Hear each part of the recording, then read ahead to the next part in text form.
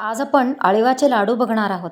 अळीवामध्ये भरपूर प्रमाणात कॅल्शियम असतं, आयर्न असतं, ज्याच्यामुळे रक्तात हिमोग्लोबिनची वाढ होती. बाळंतपणानंतर बायकांना अळीवाचे लाडू हे हमखास दिले जातात. केस गळणं बऱ्याच प्रमाणात थांबतं. अळीवानी वजन वाढतं. पचनाचा त्रास असेल, बद्धकोष्ठ असेल तर नियमितपणे अळीवाचा सेवन करा. फरक नक्की दिसेल. आता आपण अळीवाच्या लाडूची कृती बघूया. इथे माझ्याकडे 1 बाउल अळीव आहेत आणि वजनाच्या प्रमाणे पाव किलो अळीव आहेत. आता हे आपण भाजून घेऊया. अळीव आपल्याला छान भाजून घ्यायचे आहेत. तिथे अळीव आपण भाजून घेणार आहोत कारण न भाजता जर आपण हे भिजवले नारळाच्या पाण्यात तर अळीव आपले चिकट होतात.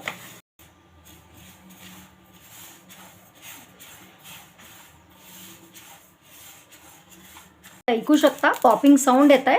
हे चटचटायला लागले छान. आता या स्टेजवर आपण गॅस बंद करून घेऊया आणि अळीव एका बाउलमध्ये काढून आपण अळीव एका बाउलमध्ये काढून घेऊया आणि आपल्याला हे हलके गार करून घ्यायचे आहेत. आणि हे थोडे गार झाले की मग यात आपण नारळाचं पाणी घालणार आहोत. नारळाचं पाणी जर नसेल तर तुम्ही हे साध्या पाण्यात सुद्धा भिजवू शकता. आता हे थोडेसे गार झालेले आहेत. माझ्याकडे इकडे एका नारळाचं पाणी आहे काढलेलं. मी हे यात घालून घेते आणि हे आपण कमीत कमी अर्धा तास सोडणार आहोत. आता हे छान मिक्स करून घेऊत आपण नारळाच्या पाण्यात आणि आपल्याला हे अर्धा तास असंच सोडून द्यायचं आहे. आता हे भिजतंय तोवर आपण बाकीची तयारी करून घेऊया. इथे मी 1 चमचा तूप घेतलेलं आहे. तूप हलकं गरम झालं की यात मी ओलं खोबरं घालणार आहे. ओलं खोबरं मी तुकडे करून मिक्सरला फिरवून घेतलेलं आहे. तुम्ही किसून किंवा खोवूनसुद्धा घेऊ शकता. आणि ओलं खोबऱ्याचं प्रमाण जितके मी अळीव घेतले होते तितकंच मी ओलं खोबरं घेतलेलं आहे. आता हे आपल्याला छान परतून घ्यायचं आहे. हे छान जर परतलं तर लाडवाची जी शेल्फ लाईफ आहे ती वाढती, म्हणजे बरेच दिवस आपले लाडू टिकतात.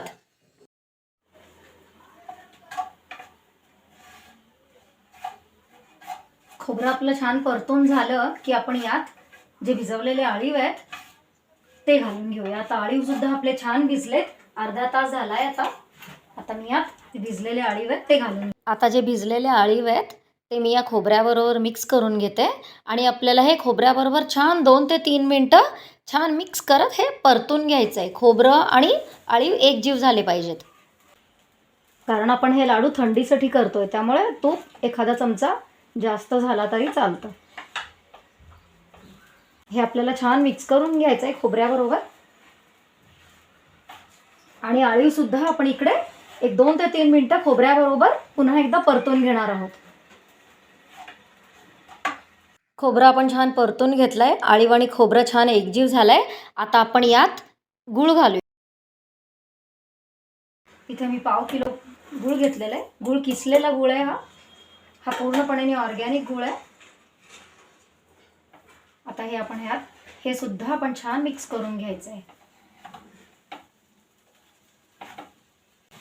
फ्लेम इथं मी लो टू मीडियमच ठेवलेली आहे आणि आपल्याला हे सतत हलवत तिन्ही एकजीव करून घ्यायचं आहे. अळीव, खोबरं आणि गूळ हे मी सतत चालवत राहणार आहे.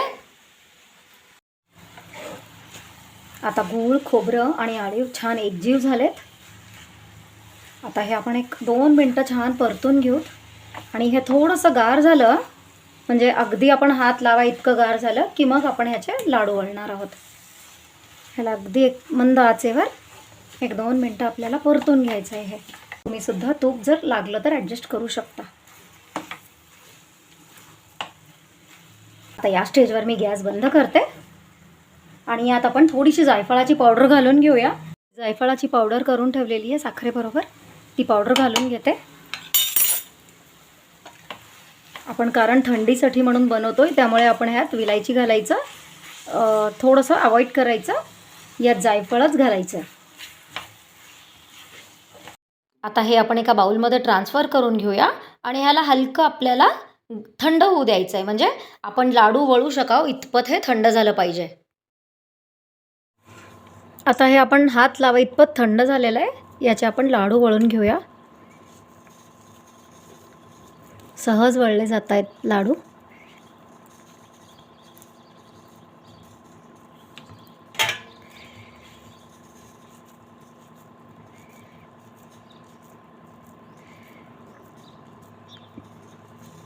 अळीवामध्ये भरपूर प्रमाणामध्ये आयर्न असतं. हिमोग्लोबिनची कमी जर असेल तर नक्की अळीवाचा वापर करावा. थंडीच्या दिवसात तर अळीव शरीर. आता मी सगळे लाडू वळून घेते.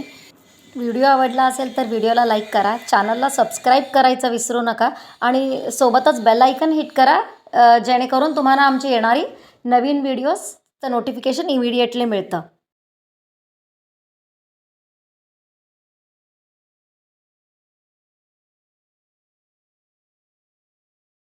इथे सगळे लाडू वळून तयार झालेत. तुम्ही बघू शकता लाडू किती छान अगदी सहजपणे वळले गेलेत आणि खोबरं भाजून घेतल्यामुळे लाडवाची शेल्फ लाईफ वाढती. तुम्ही हे लाडू सहजपणे या मेजरमेंट्सनी या पद्धतीने जर करताल तर तुम्ही सहज 15 दिवस हे लाडू फ्रीजमध्ये न स्टोअर करता बाहेर नक्की स्टोअर करू शकता. नक्की रेसिपी ट्राय करा. व्हिडिओ आवडला तर व्हिडिओला लाईक करा, चॅनलला सबस्क्राईब करायचं विसरू नका.